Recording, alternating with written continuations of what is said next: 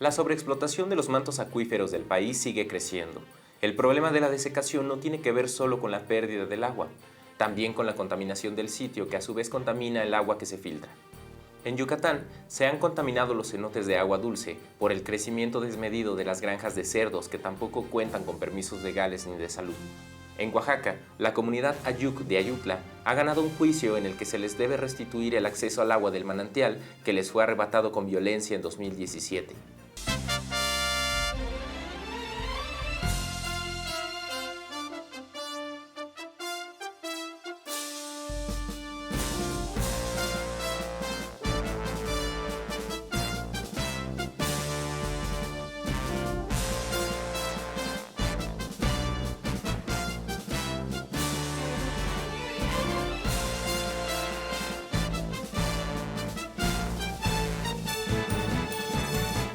Buen día, jóvenes en TV. Buen día, Kevin. Buen día, Inda. Les damos la bienvenida al noticiario Me Toca Este Mundo. Hoy compartiremos noticias sobre los problemas con el agua e información de cómo podemos ayudar a resolverlos. Buen día. Qué gusto compartir una emisión más de este programa informativo. Tenemos noticias, reportajes y opiniones sobre el manejo del agua, la sobreexplotación y la importancia de los mantos acuíferos del país. Bienvenidos a Me Toca Este Mundo. ¡Comenzamos!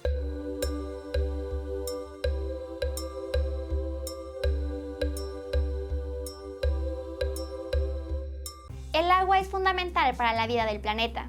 De todas las especies de todos los reinos animal, vegetal y fungi, es también uno de los elementos más abundantes en la Tierra y se le ha encontrado también en el espacio. El agua es fundamental porque a través de ella viajan los nutrientes y también porque es indispensable para la fotosíntesis. En sus distintos estados, sólido, gaseoso y líquido, mantiene la estabilidad del clima y de la atmósfera. El ciclo del agua es importantísimo para el ciclo agrícola, también para mantener estable la temperatura de la tierra cultivada. Además, la lluvia permite que el agua se distribuya sobre la superficie terrestre, en los mantos acuíferos subterráneos, en los glaciares, en los ríos y lagos, permeando la superficie terrestre.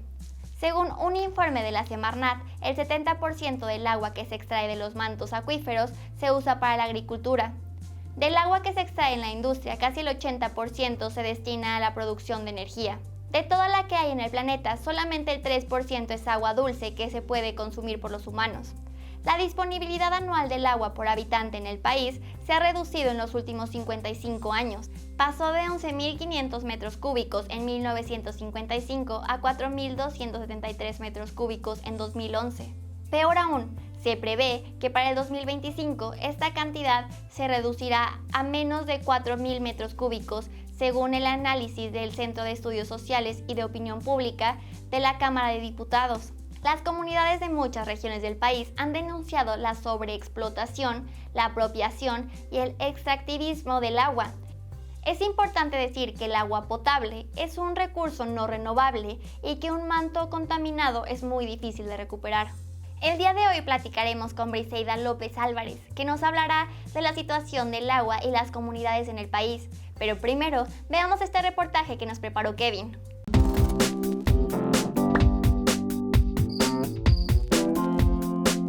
El agua potable es un recurso limitado.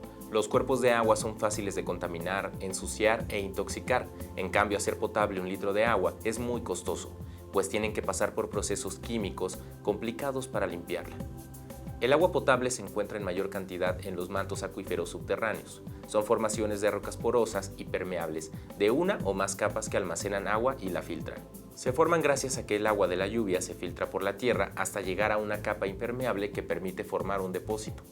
Cuando el agua fluye por debajo de la tierra, generalmente sirve de recarga de lagos, ríos, pantanos, manantiales, pozos y cenotes. En los últimos tiempos, las recargas no han sido suficientes para reponer el agua que se extrae de lagos, ríos, pozos, manantiales y de los propios mantos acuíferos. La demanda de agua potable es cada vez más grande. Se dice que un manto acuífero está sobreexplotado cuando se le extrae más del 10% de lo que se recarga con las lluvias y la afluencia de ríos, pozos y presas. Según un informe de la Semarnat, en 1972 había 32 mantos acuíferos sobreexplotados. Para 2021, de los 653 depósitos subterráneos de agua, 105 están casi secos por la sobreexplotación. En la Ciudad de México, por ejemplo, se extrae el 209% de lo que se recarga. Por eso los expertos advierten sobre el peligro del desecamiento de los mantos y de sus consecuencias, como el hundimiento de entre 10 y 40 centímetros de la ciudad cada año. El problema es grave porque no solamente se pierden las reservas de agua potable, además el subsuelo se ha ido contaminando.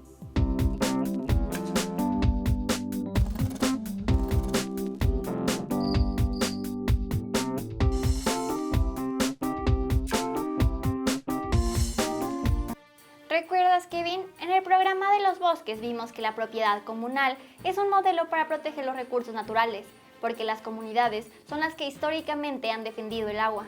Sí, Ainda, qué difícil es proteger los recursos naturales. No siempre sabemos cómo hacerlo. Otras veces se trata de decisiones políticas empresariales o del Estado que van en contra de la conservación. Pero ya hemos visto que cuando las comunidades se organizan, es posible hacer justicia social y detener las políticas extractivistas. Yucatán es famoso por los cenotes que son considerados sagrados porque son pozos naturales de agua potable. Sin embargo, muchos de ellos han sido contaminados por los desechos de las granjas de cerdos. Desde hace unos años las comunidades indígenas han denunciado la contaminación de los cenotes, que además están conectados entre sí. De las 257 granjas establecidas en el territorio yucateco, solo 22 tienen permiso ambiental. Un estudio de la Universidad Autónoma Metropolitana afirma que durante el 2020 las exportaciones de cerdos a China ha crecido el 30%. Hay muchas comunidades interesadas en proteger y conservar los lugares donde viven, porque hay muchas amenazas. La extensión de las zonas urbanas, los megaproyectos, los corredores industriales, la minería y la ganadería industrial, apoyados por el comercio nacional e internacional. Esto vuelve complicado detener las prácticas contaminantes. Muchas amenazas se deben a las malas prácticas en la disposición de los desechos y la basura. Esto es lo que contamina el suelo, el agua y el aire. Por eso, hay mucho que aprender de las comunidades que resguardan los cenotes, el agua y todos los recursos naturales no renovables. Ahora vamos con la experta invitada para que nos ayude a entender mejor los problemas del agua.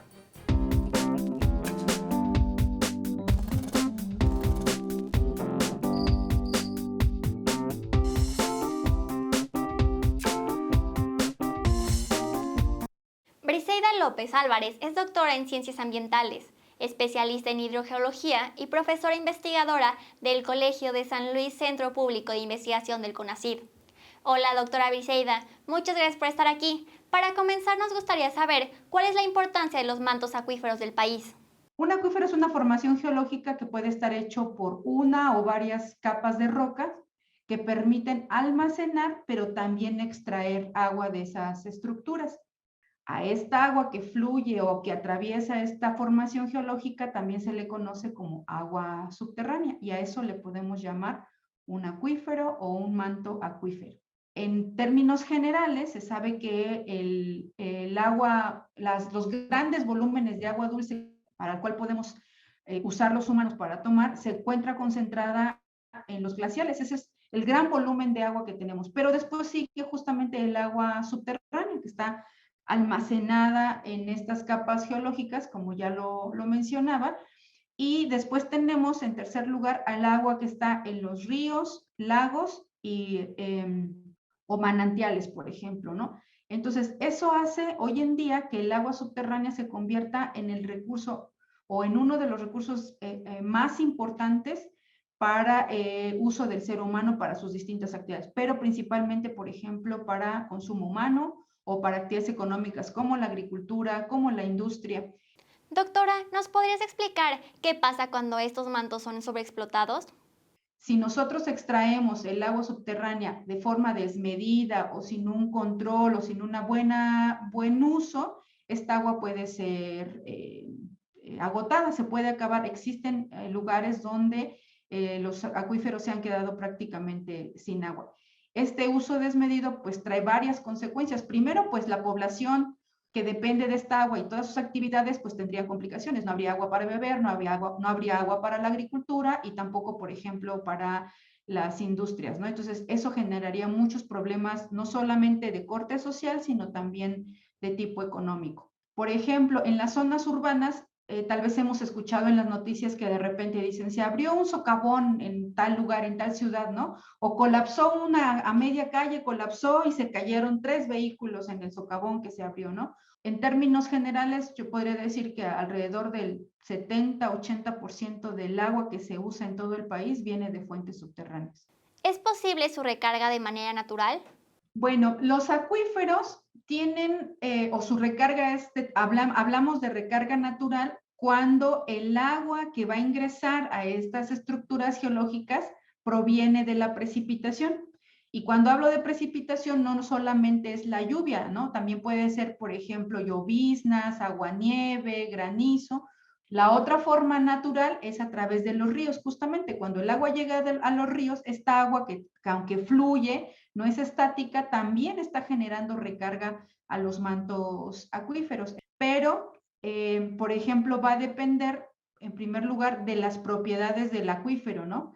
Cuánta agua puede almacenar y cuánta agua puede circular. Y antes se esperaba o había cierta periodicidad de las lluvias. Esto ya no ocurre. Puede haber ahora grandes periodos de sequía donde esa lluvia que se esperaba para cumplir ese ciclo hidrológico del que yo les hablaba inicialmente, ya no ocurre. Cuando se urbaniza, se ponen concretos, pavimentos, y entonces ya no se permite que la lluvia que iba a caer, o la nieve que iba a caer, o la llovizna que iba a caer en esos suelos naturales puedan infiltrarse. Ahora estos escurrirán, produciendo incluso inundaciones en algunos lugares, y se evaporarán, que también cumple una función, pero ya no está ocurriendo la recarga natural como se hacía a lo mejor en otros tiempos. ¿Existen alternativas para la recarga natural de un acuífero cuando esta implica un largo periodo? Hay algunas técnicas, por ejemplo, que se hacen en los bosques, como retenes, hacer algún tipo de almacenamiento artificial que permitiría mantener el mayor tiempo posible cierto volumen de agua para ayudar a infiltrar. Pero sigue siendo una obra de tipo artificial, simplemente es como para mantener más tiempo el agua que cae y que no fluya más rápido. Pero también hablamos o existe un tipo de recarga que se llama inducida o artificial, y esta se puede dar mediante distintas técnicas, como por ejemplo la inyección de agua a través de pozos, y es literal. En un pozo que esté construido para esa finalidad, se le inyecta agua que ya tenga ciertas características, principalmente de calidad, o bien se crean lagunas artificiales donde estos grandes cuerpos de agua van a estar contribuyendo a la recarga en los sitios a donde se han puesto estos. ¿Nos podrías contar qué pasa cuando los acuíferos son contaminados? ¿Es posible su recuperación de forma natural? La contaminación de los acuíferos también la podemos ver desde dos perspectivas. Hay contaminación que tiene que ver con las actividades humanas. Por ejemplo, alguien conoce una noria y todo el tiempo está a cielo abierto, o sin tapar, o que sin tenga cuidado. Ahí la gente puede tirar cualquier cosa, y pensemos, por ejemplo, basura, un tipo de químico. También cuando se hacen estas perforaciones, por ejemplo, si ese pozo está cerca de un paso o de un ducto no sé, de alguna descarga de agua residual o de alguna tubería que está fracturada, esa tubería o ese depósito puede estar ingresando algún tipo de contaminación a ese pozo que no estuvo bien construido, que a lo mejor tiene alguna fractura, pero existe contaminación que se llama de tipo natural.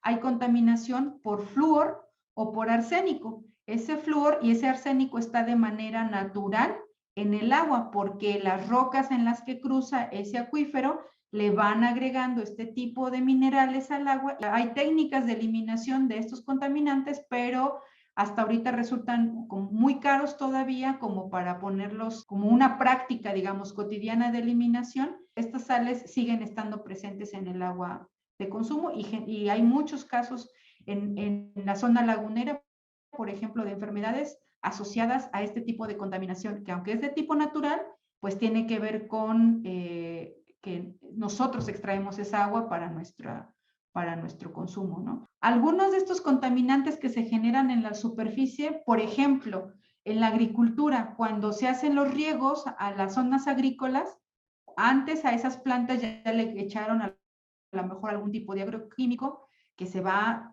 que también se infiltra con el agua, ¿no? Y se va ahí generando ese tipo de contaminación también de tipo artificial y que puede llegar a ser muy dañino. Una manera de evitar este tipo de contaminación, por ejemplo, sería dejar de aplicar este tipo de químicos o, por ejemplo, en lugar de que las aguas que son usadas en nuestra casa o en las fábricas, que son entubadas, que sean depositadas, por ejemplo, a los ríos sin tratamiento. ¿Nos podría contar qué técnicas de recuperación de acuíferos existen? Pues como tal no existen técnicas de recuperación. Es muy difícil lograr equilibrar los acuíferos o descontaminarlos, si así lo queremos llamar. Yo les decía que más bien se está buscando que se haga un uso más eficiente y equitativo del agua. Es decir, por ejemplo, en la agricultura, que ya no se hagan estos riegos por inundación, o en el caso de las zonas industriales, que no usen agua de primer uso, valga, o sea, es decir, que no usen esa agua que se extrae directamente del acuífero, sino que más bien reutilicen su agua, que le den el mayor uso posible al interior de su empresa o de sus procesos, o bien que usen agua tratada. El tema de la recuperación o del equilibrio de la cantidad de agua, eso es muy complicado. Regresar a un acuífero, a un equilibrio, o decir que el agua que la recarga es suficiente para regresar a un acuífero a los niveles que estaba antes de su extracción, es prácticamente imposible. Más bien el agua o la recarga tarda cientos de años, incluso miles de años en volver a llegar al acuífero, ¿no? Entonces, imagínense, nosotros estamos sacando millones y millones de metros cúbicos todos los días y el agua que llueve tarda cientos de años en volver a llegar a ese lugar. ¿Podrías platicarnos de algún caso en el que las comunidades indígenas hayan restaurado mantos acuíferos? Entonces, las comunidades indígenas hacen muchas actividades en el transcurso de todo el año con prácticas de algunos de ellos ancestrales milenarias porque usan lo que necesitan para sus necesidades básicas, comida y alimentación. O sea, ellos no talan bosques así como la industria, por ejemplo, ¿no? Hay muchos trabajos que ellos hacen, por ejemplo, en los bosques, esto que te decía yo del manejo de cuencas o la gestión de cuencas, donde ellos hacen trabajos todos los años en ciertas temporadas del año para, por ejemplo, evitar el arrastre de sedimentos en los arroyos, ¿no? Las comunidades indígenas, su vínculo con la naturaleza es de otra forma y entonces están como más pendientes de estos procesos. Cuidar el río que tiene que estar limpio. ¿Por qué? Porque ellos beben agua de ahí. Cuidar el río, ¿por qué? Porque ellos pescan ahí, por ejemplo, ¿no? ¿Crees que es posible hacer un cambio en la forma en la que consumimos el agua? Sí, eso es definitivo. Nosotros nos hemos convertido, perdón, en una sociedad consumista. Todo queremos tener el pantalón de moda, el suéter de moda. Nos hemos convertido en una sociedad altamente consumista para cosas que incluso a veces son de un solo uso. Las compras, las usas y las desechas. Pero no pensamos que cuando se produce ese bien, ese servicio o ese producto, se usaron miles y miles de litros de agua. Entonces, ¿es posible hacer un cambio? Sí, en ser más responsables en nuestras formas de consumo.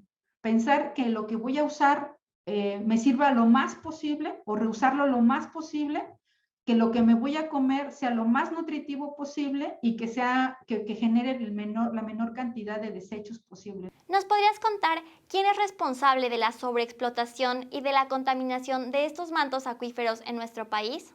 Bueno, si hablamos de responsabilidad, acabamos de decir que todos usamos y consumimos. En cierta parte, cada uno de nosotros somos responsables, pero el agua es extraída y es administrada y controlada de alguna manera por ciertas dependencias de nuestro país. La que rige el uso del agua es la CONAGUA, la Comisión Nacional del Agua. Si, por ejemplo, se está haciendo algún tipo de deforestación que está afectando, por ejemplo, la recarga de los mantos acuíferos, puede entrar CONAFOR, esa es otra instancia. ¿Es posible exigir la reparación de estos daños? ¿Hay algún antecedente, algún proceso que haya que seguir para que se pueda lograr esta justicia ambiental?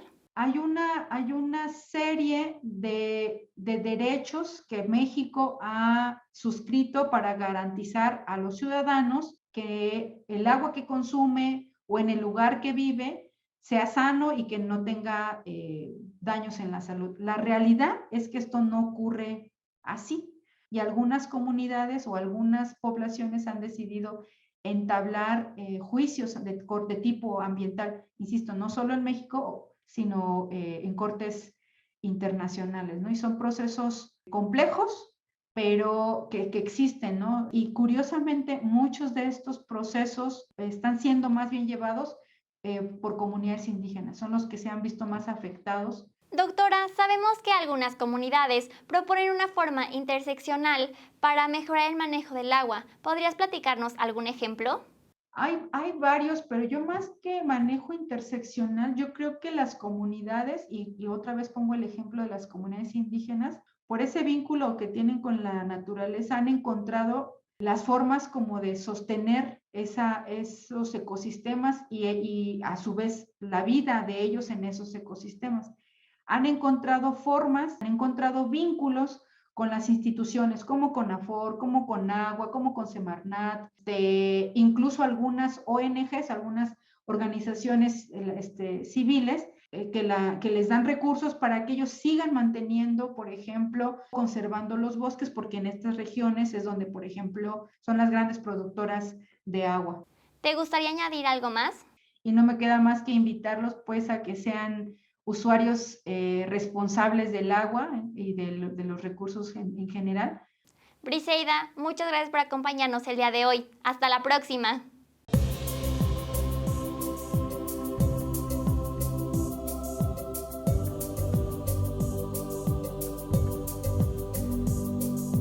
Nos acercamos al final del programa.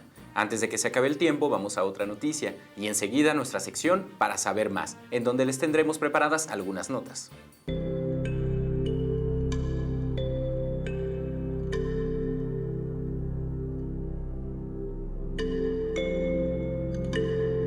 Desde 2017, un grupo armado posiblemente ligado a la siembra de amapola tomó el manantial que surtía de agua a las comunidades Ayuk de San Pablo y San Pedro Ayutla en Oaxaca. Destruyeron las tuberías de agua potable, secuestraron al grupo de mujeres, mataron a un hombre y dejaron a 6 heridos. En agosto del 2020, después de varios años de protestas y juicios, se ha emitido una orden judicial que obliga al gobierno estatal a conectar el agua potable para estas comunidades.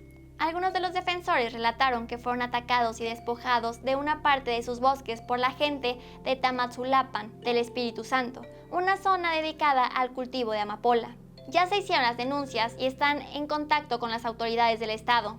Estamos dispuestos a llegar a las últimas consecuencias para defender nuestras tierras. Si tenemos que arriesgar nuestras vidas, así lo vamos a hacer. Yo soy una de las comuneras a quienes nos despojó el municipio de Tamazulapan. La mayoría de quienes fuimos despojadas somos mujeres. Muchas de las compañeras no vienen porque son mayores de edad. Ni a las mujeres respeta Tamazulapan. Ahí nos despojaron, nos destruyeron nuestras casas, nuestras parcelas, además de que violaron y secuestraron a varias. El gobierno había esquivado el problema diciendo que eran 2 comunidades vecinas peleando, hasta que en 2021 los jueces ordenaron la restitución del agua potable y un acuerdo para regresar las tierras o indemnizar a las personas que fueron despojadas. Para que se llegara a esta sentencia judicial, hubo una gran presión de la opinión pública y un llamado al gobernador que tuvo que involucrarse directamente. Podemos decir que este es un caso de justicia ambiental, pero también es un ejemplo de organización y presión social para poner un límite a los abusos, aunque sea de manera temporal.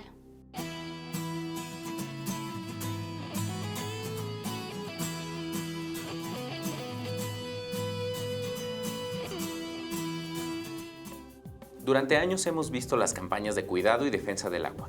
El trabajo para su protección nos involucra a todos. De otra forma es difícil defender este recurso y conseguir justicia. Esta semana la recomendación es el testimonio de la lucha por el agua que inició en los años 70 con la intubación de una parte del manantial y la llegada a las casas de los habitantes de Ayutla. Gracias al trabajo comunitario, hasta el dictamen del juez de 2021. Yo quiero recomendarles una novela de Maja Lunde que se llama La novela del agua y que sucede en un futuro en donde el cambio climático ha afectado ya una gran parte del territorio. Explora también el poder de la naturaleza y la forma en la que se revela el espíritu humano. También les recomiendo un corto de ya hace algunos años que muestra al mundo en 2070. Es un relato catastrófico, pero puede servir también para reflexionar sobre los peores escenarios y ayudar a cambiar nuestra forma de actuar en el presente. El cuidado del agua potable va de la mano con la vida en comunidad y el fortalecimiento de las instituciones que imparten justicia. Al protegerlos, nos cuidamos a nosotros, a nuestras comunidades y nuestro futuro. Esto ha sido todo por hoy. Ha sido un gusto estar aquí con ustedes y compartir este programa. Esperamos lo hayan disfrutado. No se olviden de etiquetarnos en sus redes sociales con el hashtag Este Mundo Me Toca y compartan con nosotros sus experiencias, comentarios y sugerencias. Haz este programa con nosotros. Participa con Jóvenes en TV, un espacio de reflexión y construcción del conocimiento. ¡Hasta la próxima! Visítanos en jovenesencasa.c.gov.mx. Únete a la comunidad de Jóvenes en Casa en Facebook. Vuelve a ver los programas de Jóvenes en TV en nuestro canal de YouTube.